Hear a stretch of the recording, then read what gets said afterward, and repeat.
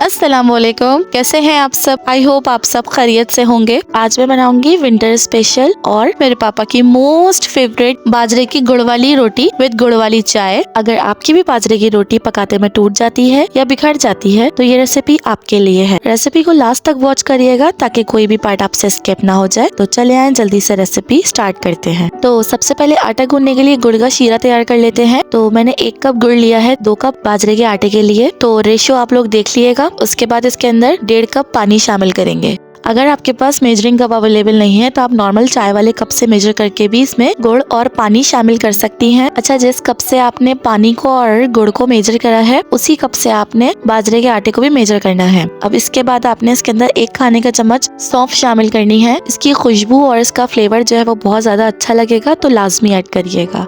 अब ये गुड़ वाला शीरा पक के जब आधा हो जाए, मैं आधा कप नहीं बोलूंगी, लेकिन जब ये आधा हो जाए तो फिर आपने इसको छान लेना है। और छानने के बाद इसकी सौंफ जो है वो आपने डिस्कार्ड कर देनी है। और अब इसको आपने ठंडा कर लेना है रूम टेम्परेचर पर, इतना कि इससे हम आटा गूंद सकें।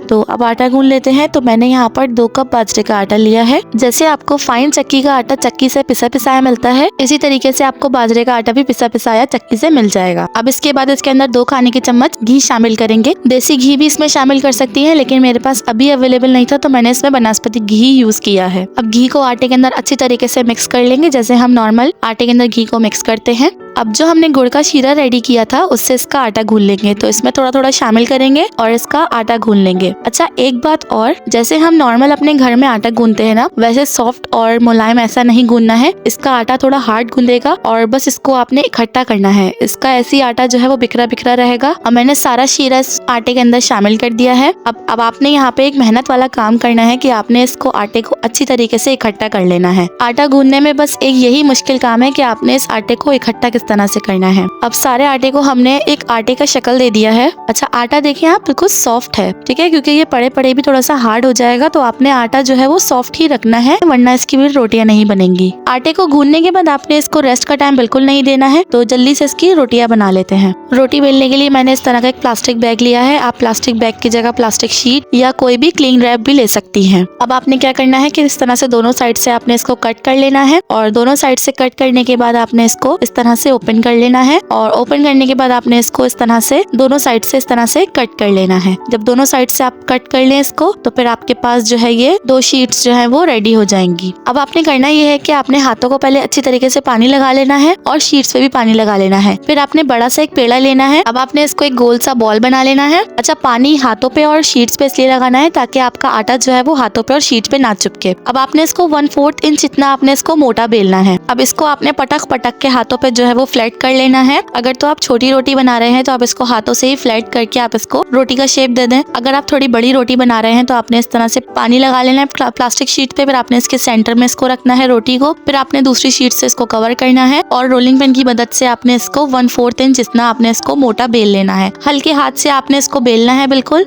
अच्छा, यहाँ पर बहुत सारे लोग ये गलती करते हैं कि रोटी को जो है वो बड़ा बेलने के चक्कर में ना उसको पतला कर देते हैं। तो आपने ये गलती बिल्कुल नहीं करनी है। यही वजह होती है कि आपकी जो रोटी है ना वो कुक करते वक्त वो टूट जाती है। तो सबसे बड़ी मिस्टेक यही होती है। अब रोटी को जो है वो तवे पे डाल देंगे और बार बार आपने इसको टर्न नहीं करना है। आपने पहले देखना है कि एक साइड से जो है वो रोटी अच्छे से कुक हो चुकी है, फिर आपने इसको फ्लिप करना है। देखिए, अब रोटी जो है वो एक साइड से मेरी अच्छी तरीके से कुक हो चुकी है। तो अब मैंने इसके अराउंड इस तरह से घी लगाना है और घी लगाने के बाद आपने इसको इस तरह से रोटी को उठाना है ताकि रोटी के सेंटर तक घी जाए। अच्छा, आपने इसको ज्यादा लौट पलट के फ्राई नहीं करना है, वरना रोटी जो है वो टूट जाएगी। तो आपने इस बात का बहुत ज्यादा ख्याल रखना है। तो जब दोनों साइड से इक्वली नाइस गोल्डन कलर आ जाए तो फिर आपने इसको निकाल लेना है। अच्छा, एक बात और कि आपको लगे कि फ्राई करते में रोटी थोड़ी सॉफ्ट है तो आपने जो है इसको मजीद फ्राई नहीं करना है। जब ये रूम टेम्परेचर पर ठंडी हो जाएगी ना तो ये खुद ही जो है वो हार्ड हो जाएगी और काफी स्टेबल हो जाएगी। तो इसी तरीके से मैं सारी बाजरे की रोटी जो है वो बनाकर तैयार कर लूंगी। तो बाजरे की रोटी जो है वो बन चुकी है। चलते हैं गुड़ वाली चाय की तरफ। अच्छा, गुड़ वाली चाय जो है वो मैं 6 अफराद के लिए बना रही हूँ तो आप अपने हिसाब से कम या ज्यादा कर लिएगा। तो उसके लिए मैंने 1.5 कप पानी शामिल करा है। 1.5 कप पानी मुझे कम लग रहा था तो मैंने फिर इसमें आधा कप पानी और शामिल करा है, यानी टोटल 2 कप पानी इसमें मैंने शामिल करा है। उसके बाद 2 खाने के चम्मच इसमें पत्ती शामिल करेंगे, ये नॉर्मल वही चाय की पत्ती जो हम डेली यूज करते हैं। उसके बाद इसके अंदर 1 खाने का चम्मच सौंफ, 1 अदद दालचीनी का छोटा टुकड़ा, और अब इसके अंदर शामिल करेंगे गुड़। तो गुड़ को हम चीनी की जगह यूज करेंगे तो मैंने 4 से 5 खाने के चम्मच इसमें शामिल करा है गुड़। अब अपनी टेस्ट के अकॉर्डिंग इसमें गुड़ शामिल करिएगा। अच्छा, मुझे पता है यहाँ पे लोगों को गुड़ जो है वो ज्यादा लग रहा होगा, लेकिन मैं ये चाय 6 अफराद के लिए बना रही हूँ। और फिर अभी इसके अंदर 1 लीटर दूध भी शामिल करूंगी। इसे बस आपने 5 से 6 मिनट नॉर्मल कावे की तरह पका लेना है कि पत्ती जो है वो अपना कलर छोड़ दे और कावा जो है वो थोड़ा सा ड्राई हो जाए।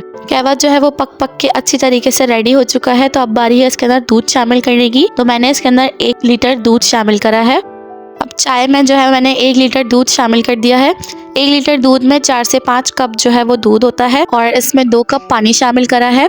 तो पूरी चाय रेडी होने के बाद हमारे पास जो चाय हमारे पास रेडी होगी वो होगी तकरीबन 6 कप। तो चाय में जो है वो अच्छा सा बॉयल आना शुरू हो गया है। आपने इस तरह से चाय को करना है, इससे चाय जो है वो बहुत ज्यादा मजे की लगती है। बस ये एक छोटी सी ट्रिक है मेरी। तो चाय में आप देखें अच्छा सा बॉयल आना शुरू हो गया है। अब आपने थोड़ा सा चाय को टेस्ट करना है कि चाय में जो है वो मीठा बैलेंस है। मैंने चाय को टेस्ट किया तो चाय में मीठा बिल्कुल परफेक्ट था। तो अब आप इस स्टेज पे फ्लेम को ऑफ कर दें और अपनी फैमिली के साथ गर्मा गर्म चाय और बाजरे की गुड़ वाली रोटी को एंजॉय करें। तो बस जी, हमारी बहुत ही मजेदार बाजरे की गुड़ वाली रोटी विद गुड़ वाली चाय रेडी है। बाजरे की रोटी जो है वो बहुत ज्यादा हेल्दी होती है और जबकि गुड़ जो है वो सर्दी को दूर भगाएगा। तो आप लोग बनाएं और अपनी फैमिली के साथ एंजॉय करें। बाजरे की गुड़ वाली रोटी जो है वो एक बेहतरीन स्नैक भी है। तो आप इसको बनाकर 1 हफ्ते के लिए एयरटाइट जार में जो है वो स्टोर भी कर सकती हैं। तो वीडियो पसंद आई हो तो वीडियो को लाइक करें। चैनल पे अगर नए हैं तो चैनल को भी जरूर सब्सक्राइब कर लें। मिलेंगे इंशाल्लाह नेक्स्ट रेसिपी में एक और नई मजेदार सी रेसिपी के साथ। मुझे अपनी दुआओं में याद रखिएगा। जब तक के लिए अल्लाह हाफिज।